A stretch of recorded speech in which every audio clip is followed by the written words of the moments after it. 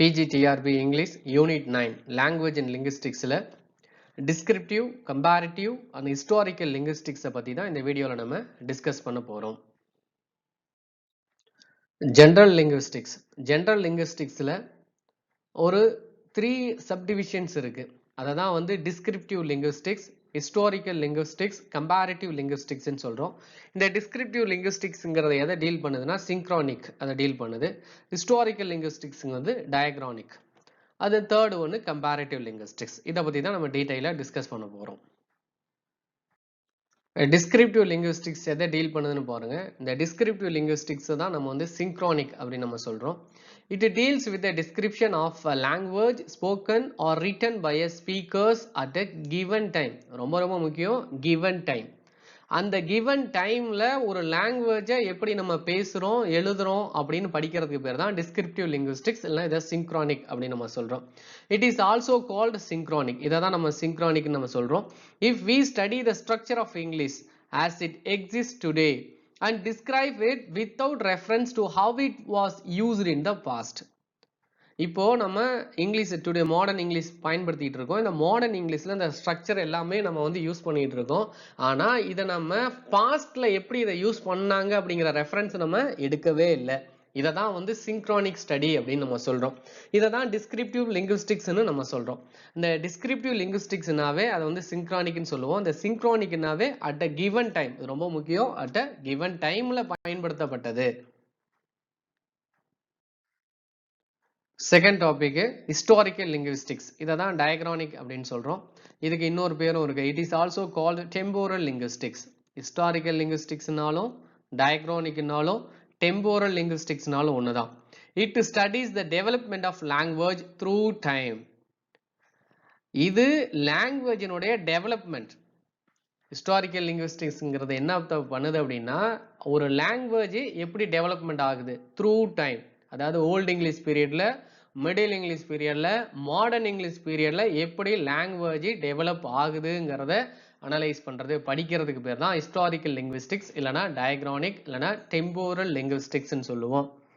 அந்த சிங்க்ரானிக் வந்து பாருங்க அட் அ கிவன் டைம், அதான் ரொம்ப முக்கியம். இந்த டயக்ரானிக் வந்து த்ரூ டைம். சரிங்களா, இதை ஞாபகம் வச்சுக்கணும். இந்த ரெண்டு டேர்மும் சிங்க்ரானிக் அண்ட் டயக்ரானிக்ங்கிற ரெண்டு டேர்மும் கொடுத்தவர் ஷஷ்யோர்.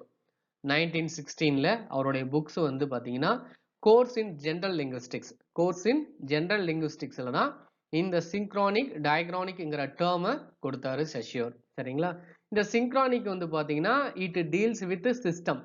சிஸ்டம் டீல் பண்ணனா அது வந்து சிங்க்ரானிக். ஆனா டயக்ரானிக் டீல்ஸ் வித் யூனிட். யூனிட்டை டீல் பண்ணா அதுக்கு பேரு டயக்ரானிக். இது ரொம்ப முக்கியம். தேர்ட் ஒன்னு கம்பேரிட்டிவ் லிங்குவிஸ்டிக்ஸ். கம்பேரிட்டிவ் லிங்குவிஸ்டிக்ஸ் இதை வந்து கம்பேரிட்டிவ் ஃபிலாலஜின்னு சொல்லுவாங்க, கன்ட்ராஸ்டிவ் லிங்குவிஸ்டிக்ஸ்னு சொல்லலாம். பாருங்க, it is concern with comparing two or more different languages. இந்த கம்பேரிட்டிவ் லிங்குவிஸ்டிக்ஸ்ங்கிறது என்னன்னா, 2-3 லாங்குவேஜை எடுத்து அதை வந்து நம்ம கம்பேர் பண்ணி அனலைஸ் பண்றது. இதுல வந்து ஃபவுண்டர் யாருன்னு பாத்தீங்கன்னா sir William Jones. Sir William ஜோன்ஸ்ங்கிறவர் தான் he was a founder of comparative and historical linguistics. அவர் எப்போனா 1786ல. It is otherwise called comparative ஃபிலாலஜின்னு சொன்னோம். இங்க பாருங்க, ஃப்ரெட்டர் லாட்டின்ல வந்து என்னன்னு சொல்லுவோம், ஃப்ரெட்டர். அதே சான்ஸ்கிரிட்ல பிரதா, இங்கிலீஷ்ல நம்ம என்ன யூஸ் பண்ணிட்டு இருக்கோம், brother. So it is known as contrastive linguistics அப்படின்னு நம்ம சொல்றோம். இப்போ இந்த மாடர்ன் லிங்குவிஸ்டிக்ஸ் எதை மெயினா ஃபோக்கஸ் பண்ணுது அப்படின்னு பார்த்தோம்னா, modern linguistics is mainly descriptive. First பார்த்தோம் இல்லையா, டிஸ்கிரிப்டிவ் லிங்குவிஸ்டிக்ஸ். இதை பேஸ் பண்ணி தான் மாடர்ன் லிங்குவிஸ்டிக்ஸ் இருக்கு. இந்த டிஸ்கிரிப்டிவ்ல தான் என்ன இருக்கு, சிங்க்ரானிக் இருக்கு. சிங்க்ரானிக்னா அட் கிவன் டைம், அது ரொம்ப முக்கியம். Because it attempts to describe fully and accurately the structure of the language. fully and accurately எதை கொடுக்குதுங்க, ஸ்ட்ரக்சர் ஆஃப் த லாங்குவேஜ். அந்த லாங்குவேஜோடைய ஸ்ட்ரக்சரை பத்தி கொடுக்குது. as it exists at a given time. அந்த given timeங்கிறது தான் ரொம்ப முக்கியம். it is a synchronic study of language. இதை தான் வந்து நம்ம synchronic study of language ன்னு சொல்றோம்.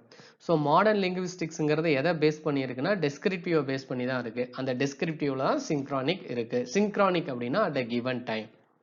கீழே பாருங்க ஒரு டேபிளர் காலம் கொடுத்துருக்கோம். Phonetics and phonology. இதை அப்படின்னா நம்ம சவுண்ட்ஸை பற்றி படிக்கிறோம். ஒவ்வொரு வேர்டை எப்படி ப்ரொனவுன்ஸ் பண்ணணுங்கிற சவுண்ட்ஸை பற்றி படிக்கிறதுக்கு பேர் தான் ஃபோனட்டிக்ஸ் அண்ட் ஃபோனாலஜி.